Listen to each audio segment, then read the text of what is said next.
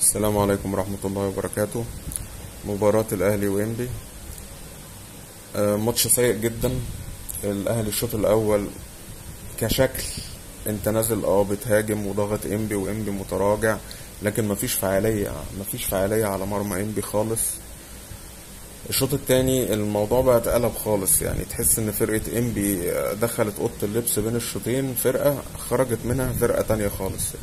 هي اللي بتهاجم، هي اللي فاتحة خطوطها، مش خايفة. حمزة الجمل يعني تحس انه سحر للعيبة بتاعته، نازلين بيعملوا كل حاجة. الشوط الاول يعني زيزو انا مش عارف هو بدأ ليه، يعني انت على حسب كلام المذيع ان هو في التسخين كان بيشتكي والكلام ده كله، فايه الداعي ان انا ابدأ بيه اصلا؟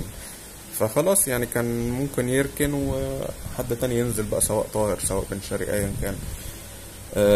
التحكيم، يعني بالنسبة للتحكيم كرة الشناوي يعني هي في الإعادة ما فيهاش أي حاجة خالص، ولكن الحكم أنا مش فاهم، هل هو غير مؤهل إن هو يدير ماتشات كبيرة، ولا هو متربص، ولا هو مش مزقوق، ولا إيه بالظبط؟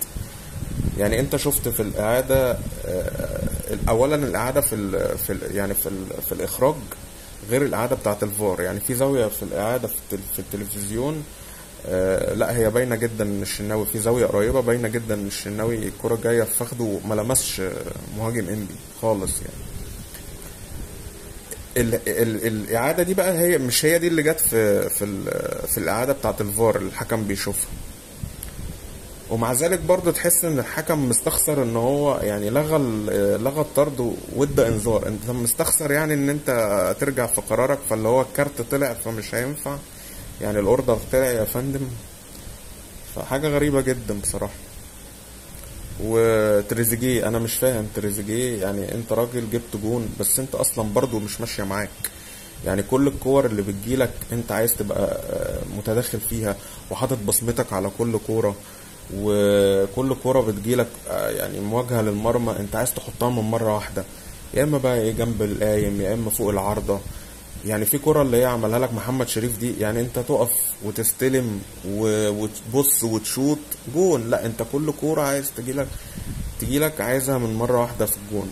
مش هينفع الكلام ده، مفيش الكلام ده في الكورة.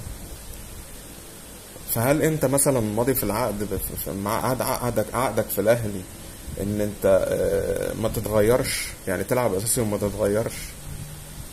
فبجد يعني ماتش سيء جدا، وانا مش فاهم يعني العيب فين. هل هو عدم توفيق للفرقة كلها؟ هل اللعيبة اللي جت هل